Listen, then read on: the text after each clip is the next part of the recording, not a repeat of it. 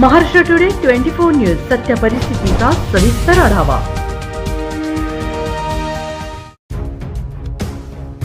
परभणी अल्पवयीन मुलीचे अपहरण, पोलीस प्रशासनाकडून कारवाईस विलंब, तात्काळ तपास करण्यासाठी आमरण उपोषण। परभणी तालुक्यातील मौजे शिंगणापूर येथील कुमारी चांदणी जगन्नाथ कांबळे वय वर्ष 15 हिचे दिनांक 29/4/2025 रोजी रात्री 1 वाजेच्या सुमारास गावातील युवकांनी अपहरण केल्याची घटना घडली होती।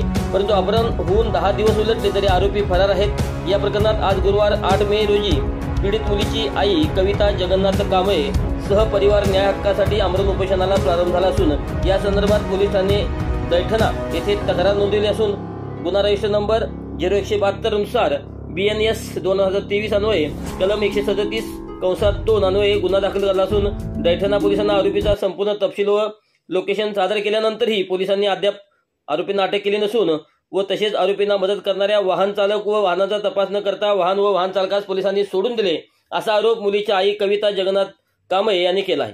संबंधित स्टेशनचे API व तपास अधिकारी यांना निलंबित करावे व मुलीला तात्काळ शोधून न्याय देण्यात यावा अशी मागणीसाठी जिल्हाधिकारी कार्यालयासमोर मुलीची आई कविता जगन्नाथ कांबळे या त्याच्या परिवारातील सर्व सदस्यांनी आमरण उपोषणास गुरुवार रोजी दिनांक 8 मे पासून सुरुवात केली आहे।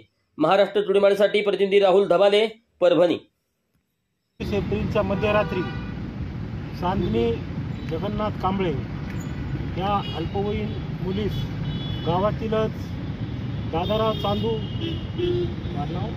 थोरात या युवकाने चांदणीला पळून नेलेला आहे आणि दुसऱ्या दिवशी आम्ही दैठणा पोलीस स्टेशन येथे गुन्हा दाखल सुद्धा केला।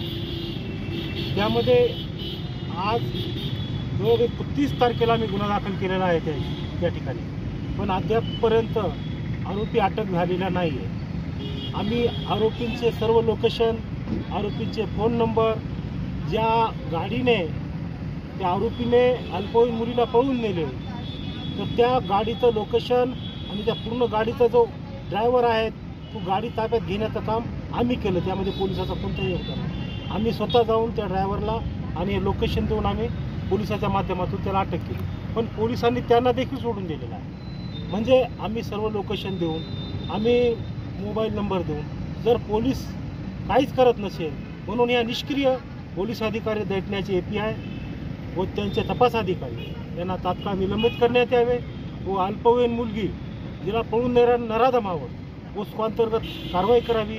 या ठिकाणी आज त्याची आई या उपोषणाला बसलेल्या आहेत आणि सर्व संघटनेच्या वतीने पाठिंबा दिलेला आहे। आजच महाराष्ट्र टुडे 24 न्यूजला सबस्क्राईब करा आणि सत्य परिस्थितीचा सविस्तर आढावा पहा।